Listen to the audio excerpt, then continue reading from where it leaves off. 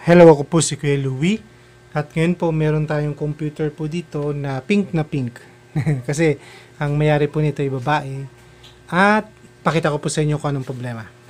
So nakakabit na po yung monitor sa ating computer. May keyboard, mouse.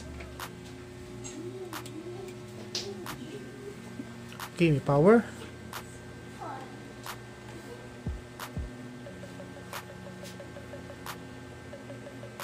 Yun.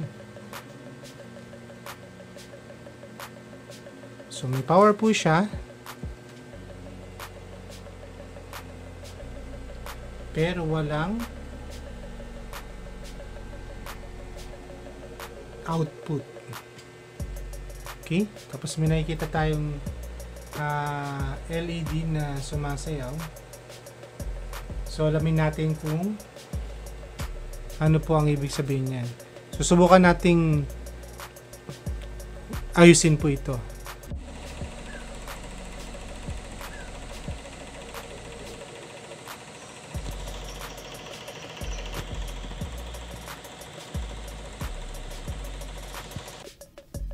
Ginawa ko na lang pong picture para hindi po kayo mahilo. At nag-download din po ako nung manual at ito po yung nakita kong explanation dun sa mga LED na yun.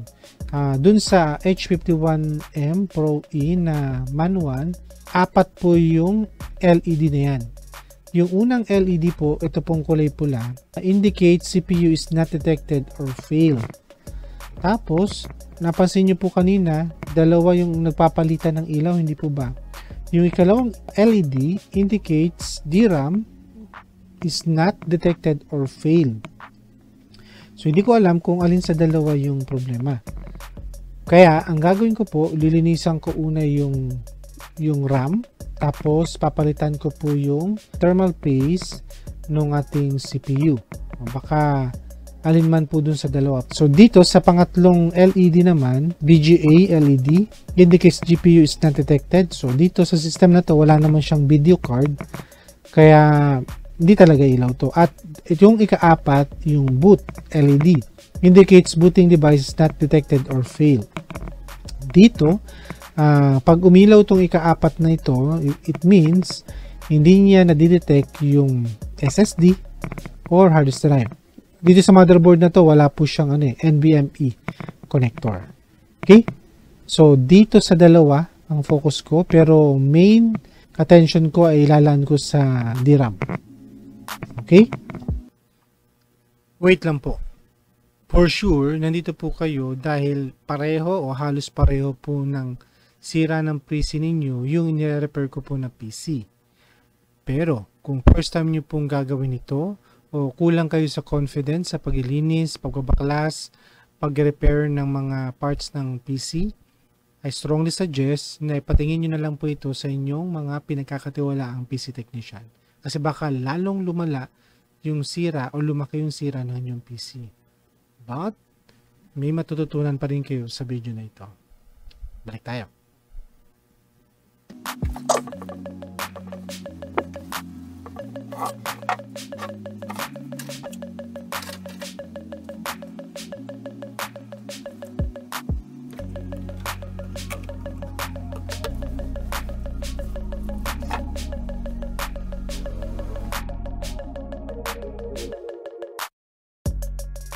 Ito ay DDR4, 8 GB. At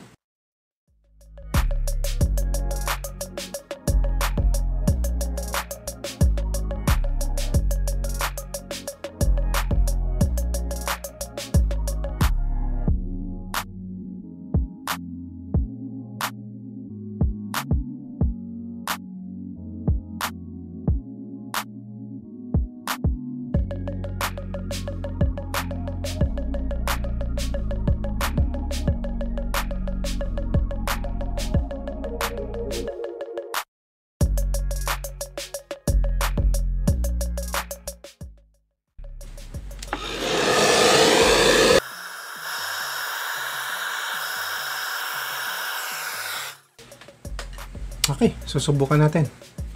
So, nalinisan natin yung RAM. Kapag hindi po ito gumana, gagamit po ako nung isa pang functionable na DDR4. Pero I hope gumana po siya. Sundan lang po yung orientation.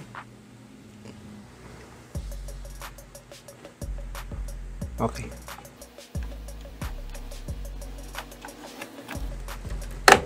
Oh, nag-lock. Okay. So, tingnan natin kung naayos natin.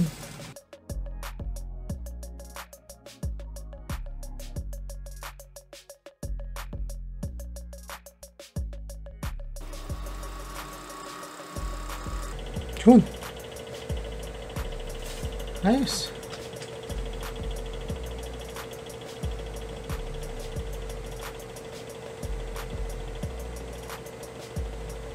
So, gumana siya. Setting were set to default. F1 to run setup. F1 to continue. How about F1 to run the setup?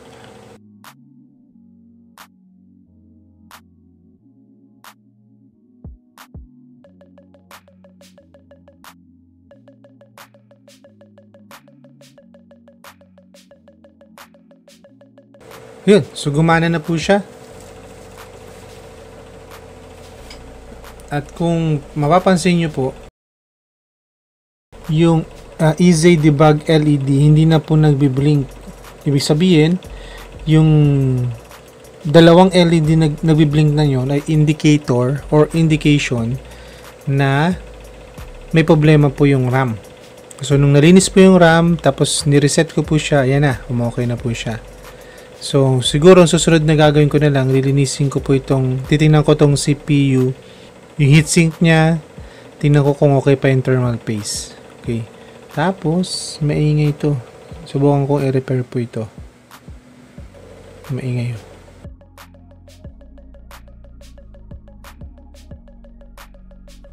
Okay, so ito yung CPU fan, tsaka heatsink.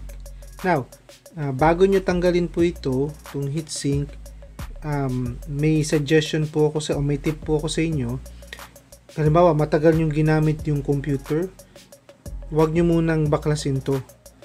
Palamigin muna natin. Kasi may na-experience ako na nabali ko po ito, yung mga plastic na yan, nung tinwist ko po siya. Yung yung plastic niya ay lumutong na siguro. O sa sobrang init, malambot na yung plastic. Kaya madali siyang naputol. So, siguro, theory ko lang po yun. So, sa akin, ang suggestion ko po, bago nyo buksan, o tanggalin ito, okay, palamigin nyo muna ng onte.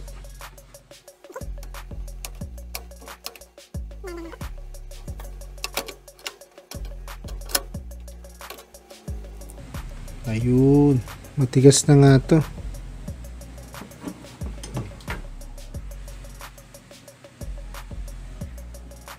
Tumigas na nga po yung kanyang thermal paste. Dahil gagamit ako ng blower, tanggalin ko muna yung RAM.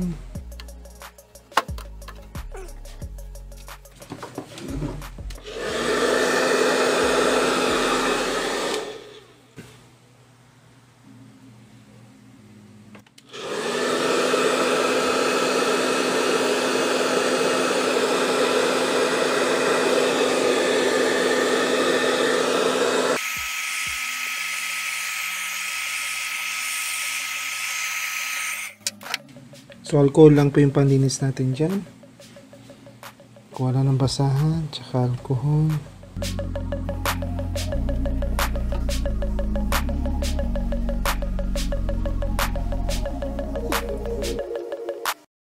So, ito naman lilinisan natin.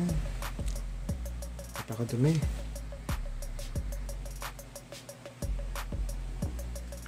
Paste.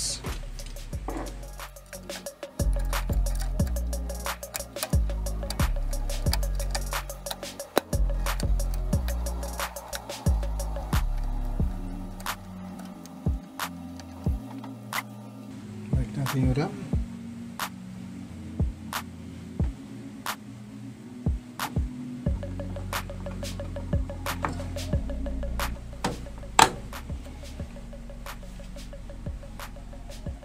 Ngayon, test natin kung gumagana ulit.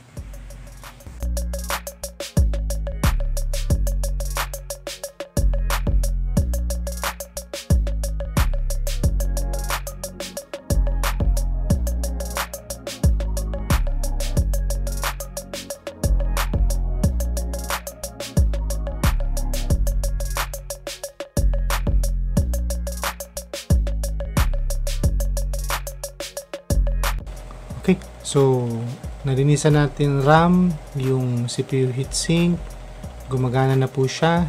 Meron pa akong isang video na gagawin. Ito pa rin yung computer na gagamitin ko. Meron po kasi ako nakitang hindi tama dito sa computer. Although gumagana po siya, pero meron ditong part na hindi tama. So explain ko po sa inyo sa susunod na video po na i-upload ko. Salamat po. Sana nakatulong po yung video na ito at nagkaroon kayo na idea kung paano po i-repair yung computer nito na may nakikita tayong LED na sumasayaw. Okay? So maraming salamat po at ingat po tayo lagi.